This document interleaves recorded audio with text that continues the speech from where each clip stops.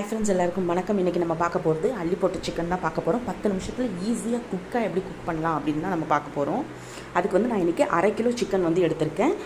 சிக்கனில் வந்து 2 ஸ்பூன் இஞ்சி பூண்டு பேஸ்ட்டு, 1/2 ஸ்பூன் மஞ்சத்தூள், 2 ஸ்பூன் பிரியாணி மசாலாத்தூள் வீட்டிலேயே அரைச்சது, 1 ஸ்பூன் காஷ்மீரி மிளகாத்தூள், தேவையான அளவு உப்பு, 2 வெங்காயத்தை வந்து நான் எடுத்திருக்கேன், நீள்வாக்கில் கட் பண்ணி அதில் சேர்த்துக்கணும். 2 தக்காளி, கைப்பிடி அளவு புதினா, அதில் பாதி வந்து கொத்தமல்லி, இதெல்லாம் சேர்த்து நல்லா மிக்ஸ் பண்ணிக்கணும்.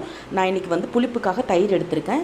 உங்களுக்கு இது பிடிக்கலை அப்படின்னா எலுமிச்சை சாறு கூட எடுத்துக்கலாம். எல்லாம் சேர்த்து நல்லா மிக்ஸ் பண்ணதுக்கப்புறம் ஒரு கடாயில் 2 ஸ்பூன் எண்ணெய், பட்டை 1 துண்டு, கிராம்பு 3, பச்சை ஏலக்காய் 3, நட்சத்திர சோம்பு 1, மராத்தி முக்கு 1, கல்பாசி சின்ன துண்டு, பிரியாணி இலை 2, 1 ஸ்பூன் சோம்பு, இதெல்லாம் சேர்த்து நல்லா வறுத்துக்கணும்.